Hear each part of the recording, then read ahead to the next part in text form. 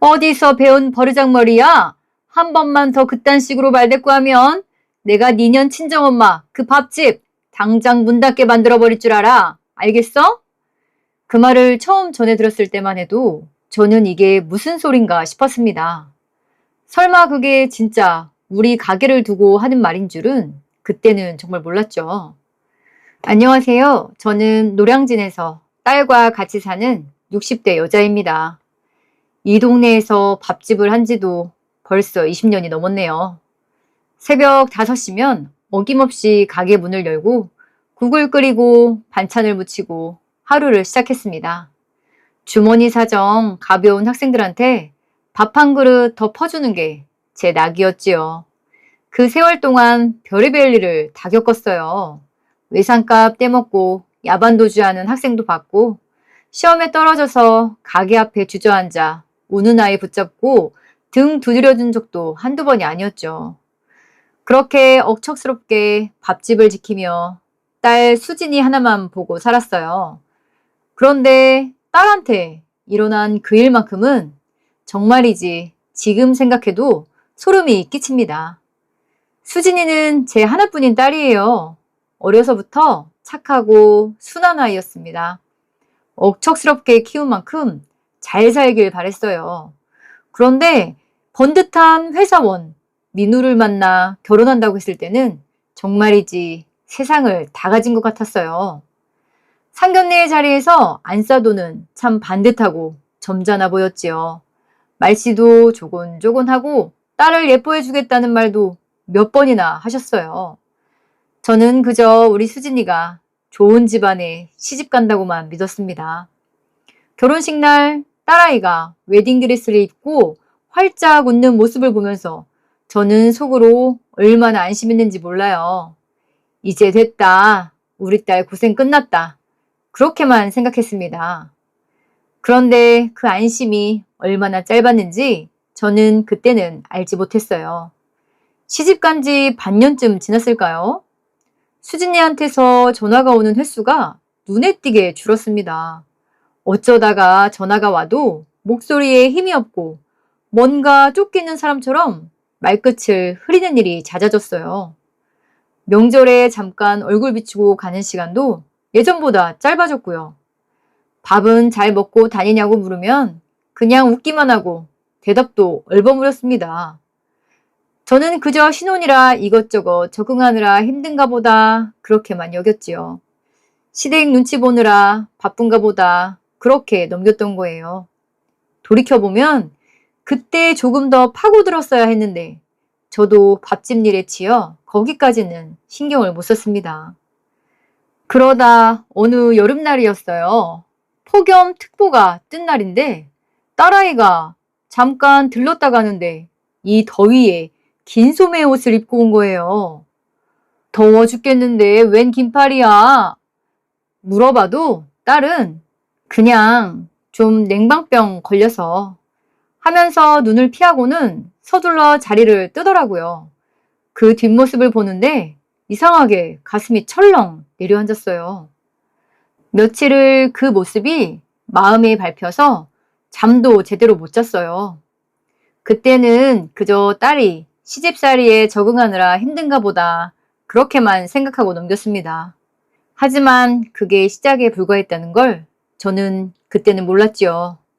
명절이 되어도 마찬가지였어요. 추석에 잠깐 얼굴을 비추러 왔던 수진이는 밥 한 끼도 제대로 못 먹고 2시간 만에 자리를 떴습니다. 더 있다 가지 밥이라도 먹고 가. 어머님이 일찍 들어오라고 하셔서. 그렇게 말하며 서둘러 신발을 신는 딸의 뒷모습을 보면서 저는 뭔가 잘못되어 간다는 느낌을 지울 수가 없었어요. 결혼 전에는 반년에 한 번 오는 명절도 손꼽아 기다리던 아이였는데 이제는 오히려 그 짧은 시간마저 쫓기듯 보내고 있었죠. 현관에서 신발을 신다 말고 저는 딸의 손목을 슬쩍 잡아봤습니다. 밥이라도 좀 먹고 다녀. 얼굴이 반쪽이야. 나 원래 이런 체질이야, 엄마. 웃으면서 넘기는 그 말투에서 저는 자꾸만 뭔가를 감추려는 기색을 느꼈어요.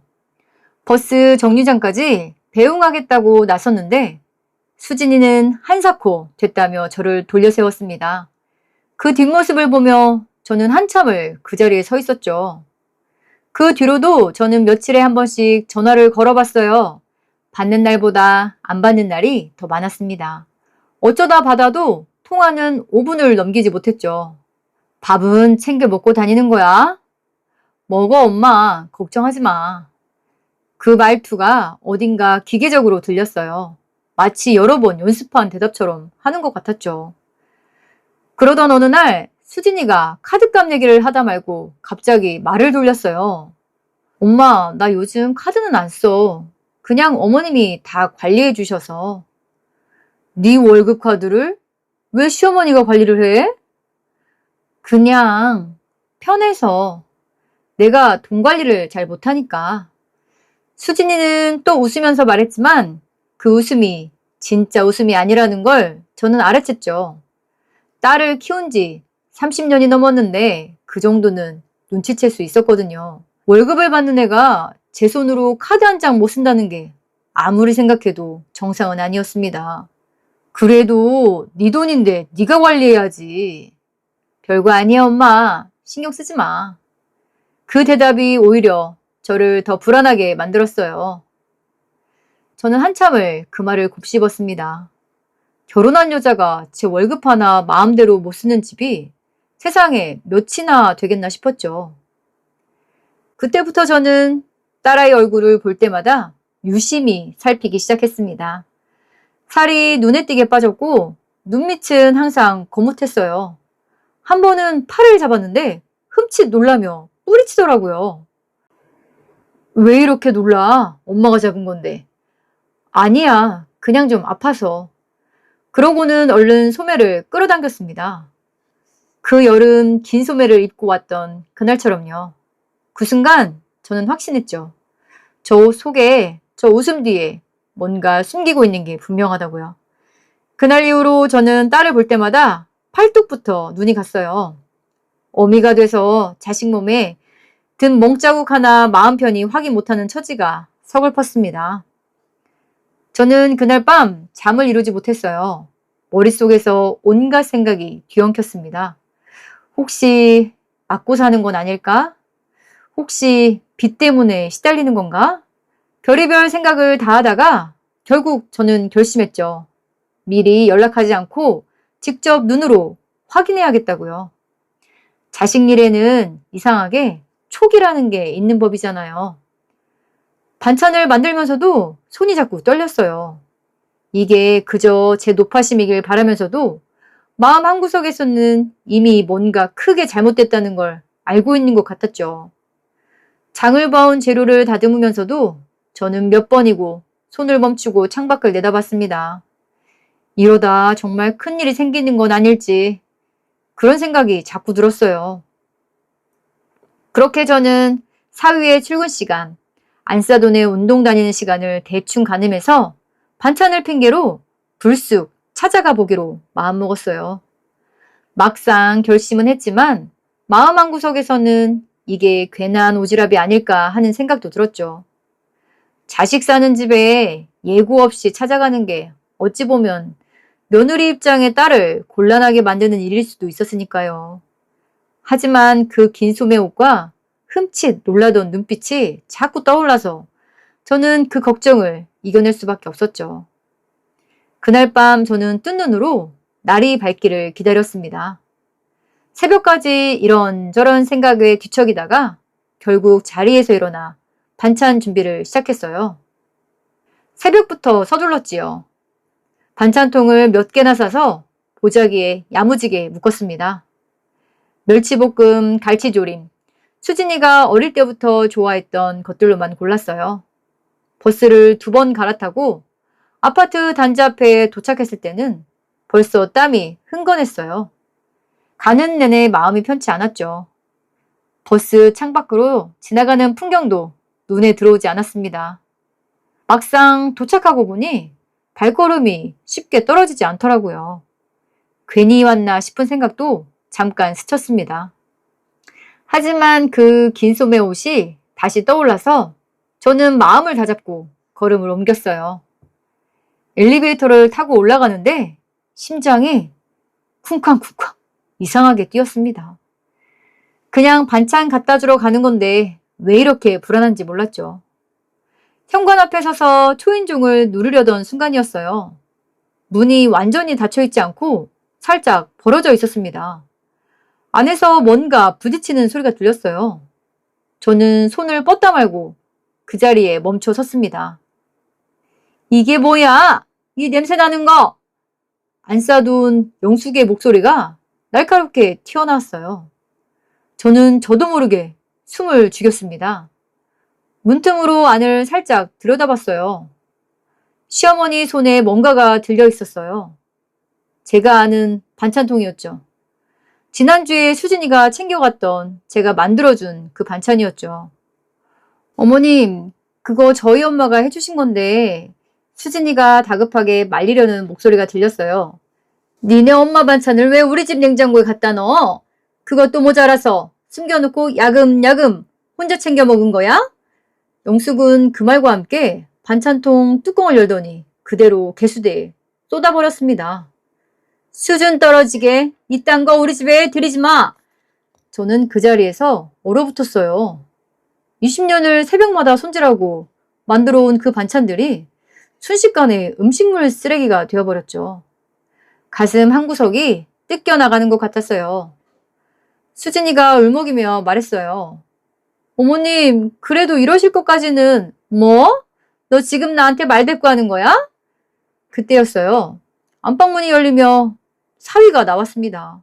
와이셔츠도 안 입은 채 눈빛이 이상하게 풀려 있었죠. 당신 지금 뭐 하는 거야? 엄마 앞에서 무슨 말대꾸야? 여보, 나는 그냥 어머님이 반찬을 닥쳐. 사위의 손이 올라가는 걸 저는 문틈으로 똑똑히 봤어요. 하는 소리와 함께 수진이 얼굴이 옆으로 돌아갔습니다. 저는 숨이 턱 막혔죠.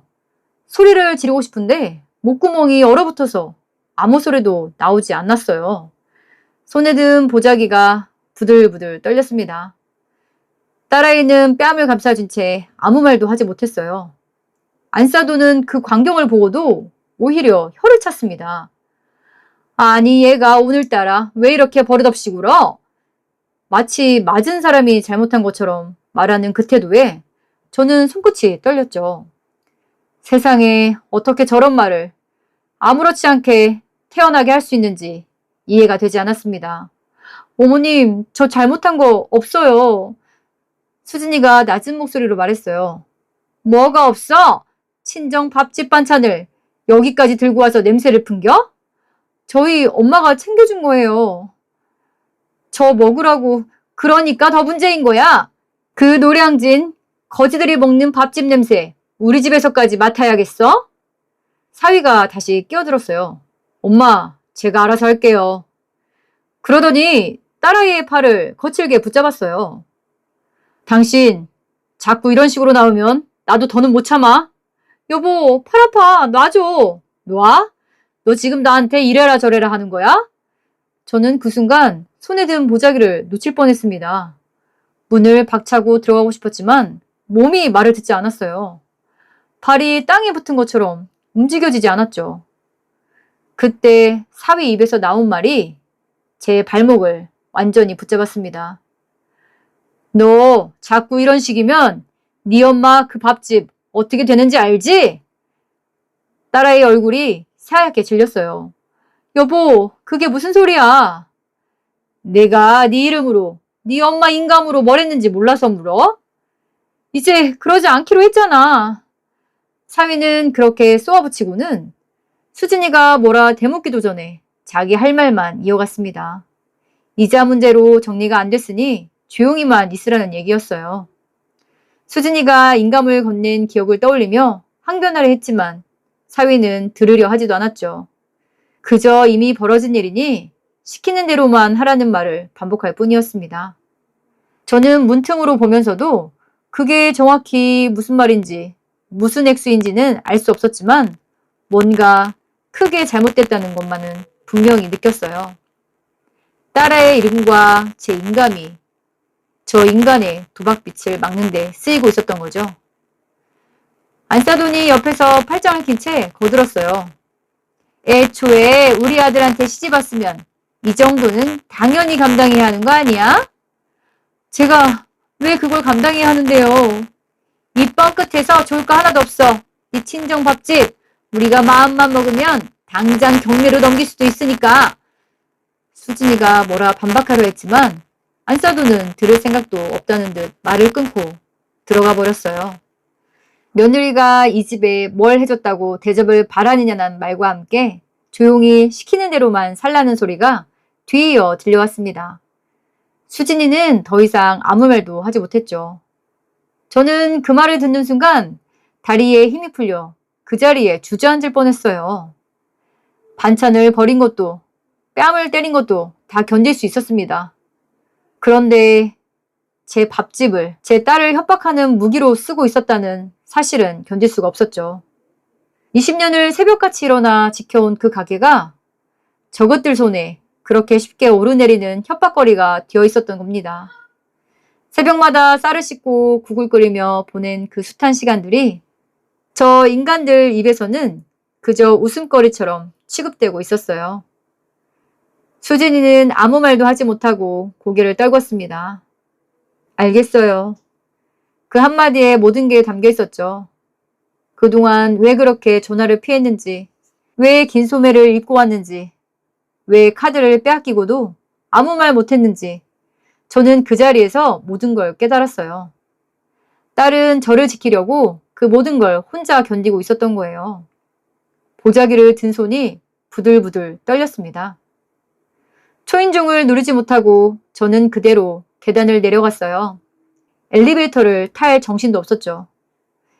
계단을 한 칸씩 내려올 때마다 다리가 후들거려서 난간을 붙잡아야 했습니다. 아파트를 벗어나자마자 다리에 힘이 풀려 화단 앞에 주저앉았죠. 그렇게 얼마나 울었는지 모릅니다. 지나가던 사람들이 힐끔거려도 눈물이 멈추질 않더라고요. 제 딸이, 하나밖에 없는 제 딸이 저 짐승 같은 인간들 밑에서 3년을 버텨온 겁니다.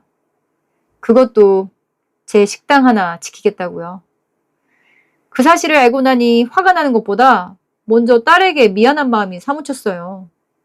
내가 식당을 안 했더라면 수진이가 이렇게까지 참고 살지는 않았을 텐데 싶어서 자책도 됐습니다. 하지만 곧 그 생각을 지워버렸어요. 밥집이 아니더라도 뭐라도 꼬투리를 잡을 인간들이었습니다. 잘못한 사람은 저와 제 딸이 아니라 저 뻔뻔한 인간들이라는 걸 다시 떠올렸습니다. 저는 그날 밥집으로 돌아오는 내내 아무 말도 할 수 없었어요. 버스 안에서도 골목길을 걸으면서도 머릿속이 텅 빈 것 같았죠. 20년 동안 이 자리에서 밥을 팔며 버텨온 세월이 주마등처럼 스쳐 지나갔습니다. 가게 문을 열어야 하는데 손이 움직이지 않았어요. 셔터 앞에 서서 한참을 멍하니 서 있었어요. 그때 제 뒤에서 낯익은 목소리가 들렸습니다.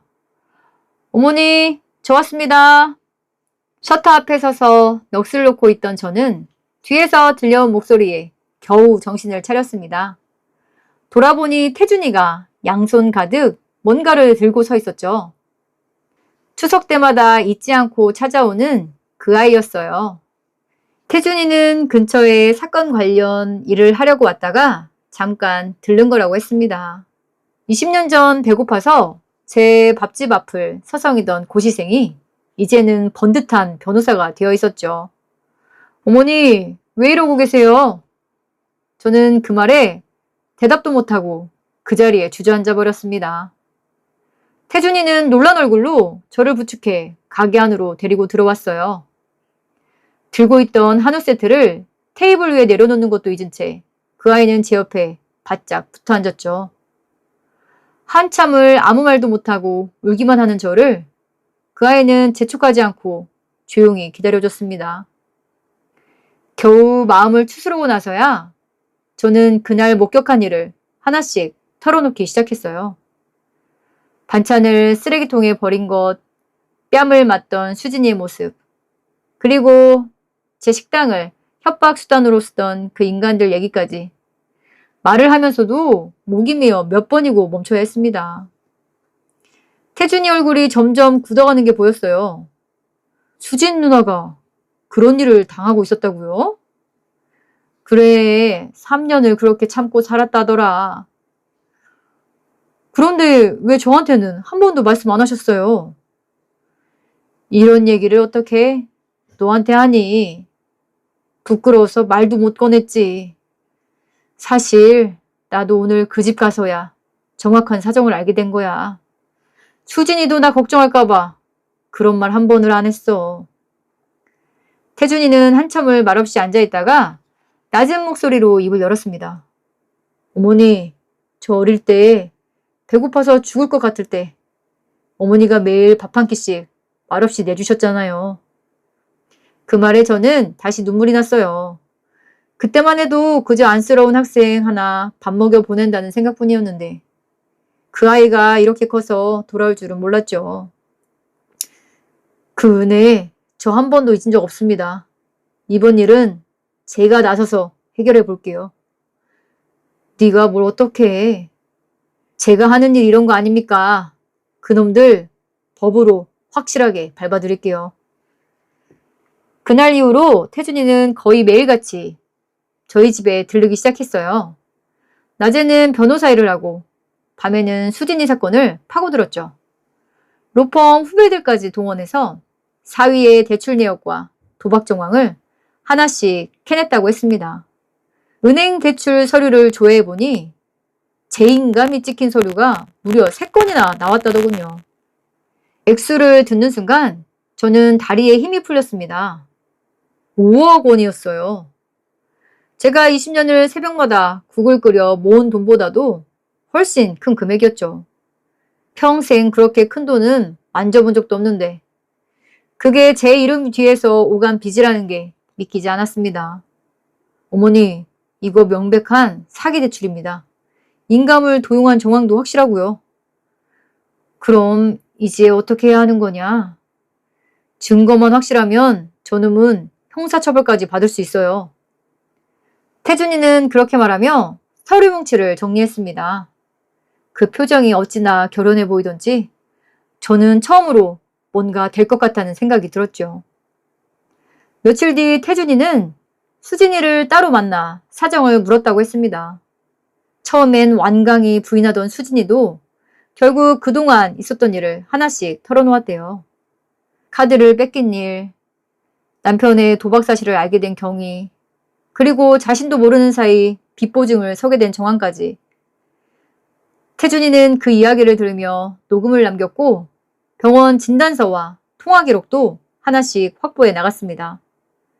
그렇게 2달이 지나자 증거가 제법 두툼하게 쌓였어요. 그동안 수진이는 겉으로는 아무 일 없다는 듯 그 집에서 계속 지내야 했어요. 매일 밤 저는 딸이 무사히 하루를 넘겼는지 걱정하며 잠을 설쳤습니다. 추석을 앞두고 그 집안에서 큰 잔치가 열린다는 소식이 들려왔어요.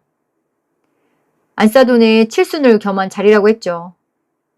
친척들이 다 모인 그날 태준이는 결전의 날로 정했습니다. 그동안 모은 증거를 정리하며 태준이는 며칠 밤을 새워가며 준비했다고 했어요. 어머니, 이번에 확실하게 끝냅니다. 저랑 같이 가주셔야 해요. 내가 가서 뭘 어떻게 하니? 어머니가 계셔야 이 일이 완전해집니다. 이건 어머니의 일이기도 하니까요. 그 말을 들으며 저는 오랜만에 2다리에 힘이 들어가는 걸 느꼈습니다. 잔칫날 저는 태준이와 함께 그 집 앞에 섰어요. 경찰까지 미리 연락을 해뒀다고 하더라고요. 문을 열고 들어서니 친척들 앞에서 안사돈이 며느리 흉을 보고 있는 소리가 먼저 들렸습니다. 우리 며느리가 시집 하나는 우리 집에 참 잘 왔어요. 낯뜨거운 거짓말이 자연스럽게 흘러나오고 있었죠. 태준이가 성큼 안으로 들어서며 서류 봉투를 꺼냈어요. 안녕하십니까? 저는 이수진 씨 측 대리인입니다. 갑작스러운 등장에 사람들이 웅성거렸죠. 뭐야? 이게 무슨 소란이야? 안싸돈이 당황한 얼굴로 소리쳤어요. 강민우 씨 명의로 진행된 대출 관련해서 사기 및 인감 도용 혐의로 고소가 접수됐습니다. 그 말에 잔치자리가 순식간에 얼어붙었죠. 사위 얼굴이 하얗게 질렸어요. 그게 무슨 소리야? 김복수님 인감으로 5억 원 대출 받으신 거 다 확인됐습니다. 여기 서류와 진단서, 통화 녹취록도 준비했고요. 태준이는 담담하게 서류를 하나씩 꺼내 보였습니다.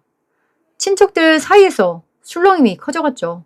누군가는 낮은 목소리로 어떻게 저런 짓을 할 수 있냐며 수군거리기 시작했습니다. 안싸두는 그제야 저를 알아보고 얼굴이 새파랗게 질렸어요. 아니, 사부인이 여긴 어떻게? 저는 아무 말도 하지 않고 안싸둔을 바라봤죠.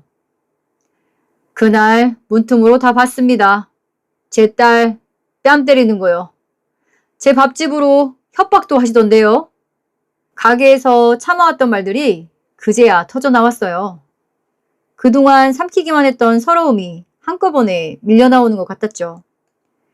경찰이 들어와 상황을 정리하기 시작했습니다. 사위는 형사 고소 대상이 되었다는 말에 그 자리에 주저앉아 버렸어요. 안싸두는 그 모습을 보고도 여전히 자기 아들 편만 들었습니다. 우리 아들이 뭘 그렇게 잘못했다고 이래? 그 말에 수진이가 아무 말 없이 소매를 걷어 올렸어요. 팔뚝에 시퍼렇게 멍자국이 그대로 드러났죠. 친척들 사이에서 여기저기 헉 하는 소리가 터져나왔습니다. 어머님, 사기 대출에 폭행까지 증거가 다 있는데 뭘 더 말씀하시게요? 수진이가 처음으로 큰 목소리로 맞받아쳤어요. 그동안 참아왔던 딸의 목소리가 그렇게 당당하게 나오는 걸 보며 저는 속으로 울컥했어요. 그동안 겉으로만 번듯했던 이 집안의 실체가 드러난 순간이었죠. 몇몇은 자리를 슬그머니 빠져나가기 시작했고 남은 이들도 더 이상 안싸돈의 편을 들지는 않았습니다. 민우는 그제야 저한테 다가와 바짓가랑이를 붙잡으려 했습니다. 장모님, 제가 잘못했습니다. 한 번만 봐주세요. 저는 그 손을 차갑게 뿌리쳤어요. 내 딸 3년을 그렇게 만들어 놓고 이제 와서 무슨 소리를 하는 건지. 영숙도 상황이 심상치 않다는 걸 깨달았는지 태도가 순식간에 바뀌었습니다. 사부인, 우리 그동안 정도 있고 한데 이렇게까지 하실 것까지야. 정이요? 싸준 반찬들 쓰레기통에 버리실 때는 그런 거 생각 안 하셨어요? 제 목소리가 이렇게 단호하게 나올 줄은 저도 몰랐습니다. 태준이가 옆에서 차분히 덧붙였어요. 이미 고소는 접수됐고 증거도 충분합니다. 이제 법이 알아서 할 겁니다. 그 말을 끝으로 잔치는 완전히 아수라장이 되어버렸어요. 누군가는 상을 치우다 말고 자리를 떴고 아이들을 데리고 급히 나가는 사람들도 있었죠. 그 화려하던 칠순잔치가 채 1시간도 안 되어 폐허처럼 변해버렸습니다. 저는 수진이 손을 꼭 잡고 그곳을 나왔어요. 뒤에서 영숙과 민우가 뭐라 소리치는 게 들렸지만 저는 한 번도 돌아보지 않았습니다. 문을 나서면서 딸의 손을 잡은 손끝이 떨렸는데 그건 두려움이 아니라 후련함 때문이었던 것 같아요. 그날 이후로 모든 일이 빠르게 정리되어 갔습니다. 태준이가 준비한 증거들 덕분에 5억 원의 빚은 민우와 영숙 쪽으로 고스란히 넘어갔어요. 수진이는 그 집과 완전히 남남이 되었고 이혼 절차도 생각보다 어렵지 않게 끝났습니다. 민우는 사기와 폭행 혐의로 재판을 받게 되었고 영숙은 그 많던 친척들 앞에서 낯을 들 수 없는 처지가 되어버렸죠. 한때는 저를 그렇게 무시하던 사람들이 이제는 오히려 저를 마주치는 걸 피하는 처지가 됐다는 게 참 아이러니했습니다. 수진이는 그렇게 그 집을 완전히 벗어나 다시 저와 함께 지내게 됐어요. 처음 얼마간은 밤마다 잠을 설치며 힘들어했지만 시간이 지날수록 얼굴에 조금씩 웃음이 돌아왔지요. 요즘은 밥집 일도 곧잘 거들면서 손님들한테 먼저 말도 건넬 만큼 밝아졌어요. 살도 다시 붓고 무엇보다 예전처럼 긴 소매 옷만 고집하는 일도 없어졌습니다. 요즘은 더운 날이면 반팔옷을 꺼내 입고 밥집 일을 거들다가 손님들한테 인사도 곧잘 건네곤 해요. 그 모습을 볼 때마다 저는 속으로 몇 번이고 안도의 한숨을 내쉽니다. 요즘은 태준이도 예전처럼 명절마다, 아니 그보다 더 자주 밥집에 들릅니다. 셋이 둘러앉아 밥 한 끼 먹는 그 시간이 저한테는 세상 무엇과도 바꿀 수 없는 시간이 되었죠. 어머니, 오늘 반찬도 최곤데요? 태준이가 그렇게 너스레를 떨면 수진도 옆에서 따라 웃습니다. 그 웃음소리를 들을 때마다 저는 20년 밥집 세월이 결코 헛되지 않았다는 걸 새삼 느낍니다. 가끔은 태준이가 로펌 일 얘기를 하다가도 문득 이 자리가 제일 편하다는 말을 하곤 하는데 그 말이 저한테는 큰 위로가 됩니다.